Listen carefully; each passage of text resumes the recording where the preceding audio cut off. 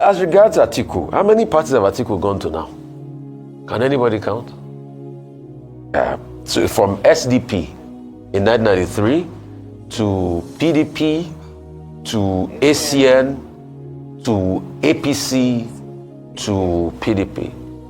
About his ambition. Yes, he has an ambition. I wish him well. I wish him the goodwill of God. Because power comes from God.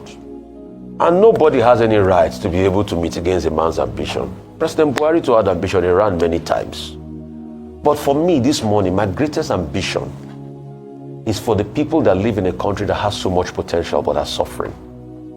And this is what I will hold the politicians by when the scrutiny starts. What will they do for Nigeria? I have not seen their blueprints, but I have news for ADC. The truth is, I hear a little bird tells me that they said they will reduce petrol prices. That one of them said it somewhere. I will scrutinize them on that. They will give me empirical facts on how they are going to do it. Because you want to uproot a government does not mean we should start saying some things that are not practical and tenable. How they are going to do it is what I would like to hear. So a little bit told, in fact, let me say I don't have the facts. Maybe I heard, I didn't hear properly.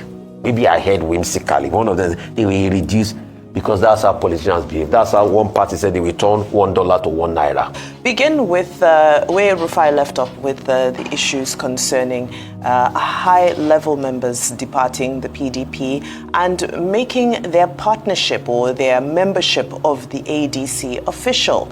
Now, of course, this has been a point of contention for a large amount of time. We've critiqued the fact that we have people who are straddling between various platforms and we're not entirely sure where they lie. Are they hedging their risk and placing their bets in various places to ensure that all things align for them at the end of the road? However, I think it's also important to begin by just giving honor where it's due in a political climate where we are seeing that the new trend is that one plays a game holding the card or wearing the flag or uniform of one team while batting for another team. So when you see politicians doing the honorable thing and sending their resignation in and moving to a new platform, then I think it's also important to note that the right thing is being done in terms of procedure and respecting the uni-party membership system.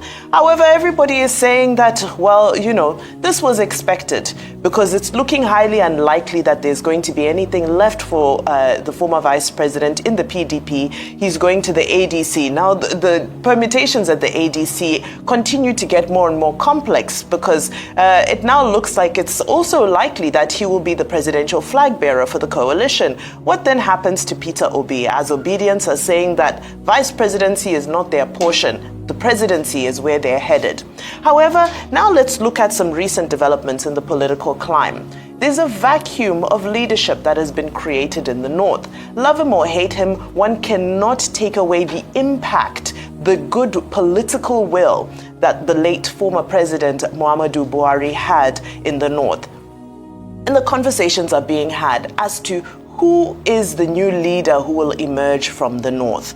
Who is the popular candidate who people in the north will say, this is our guy who will represent our interests? So in the sense of moving very quickly with the times, I think this was a timely move, a strategic move by Atiku Abubakar to ensure that there is no vacuum of leadership with regards to representing northern interests and filling that gap very quickly, because we will continue to see, of course, there's still a period of mourning, but we'll continue to see alliances shift and move as we have seen the departure of the late president Muhammadu Buhari.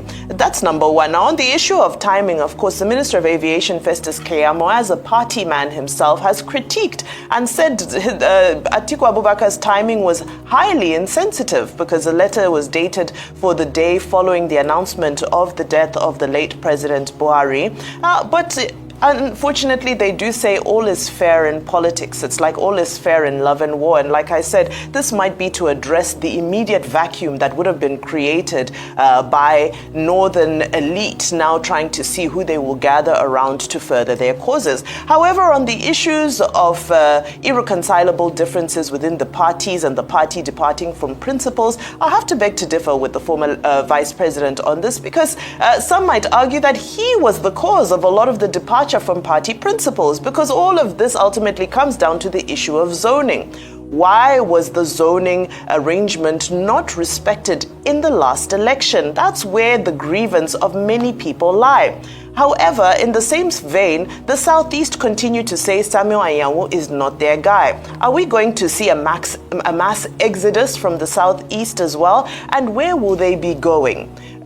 Peter Obi has reaffirmed his allegiance to the Labour Party. That was over the weekend. He says he will continue to be a member of the Labour Party. Will he be able to pull the PDP Southeast in his direction? Will they head to the ADC? Or will they merge into APGA and form a surrogate for the APC, as we're seeing some body language from the Eastern governors currently pointing towards? Of course, we'll continue to follow that as all things fall into place. 2027 is still a very long time away. As they say, 24 hours is too long in politics.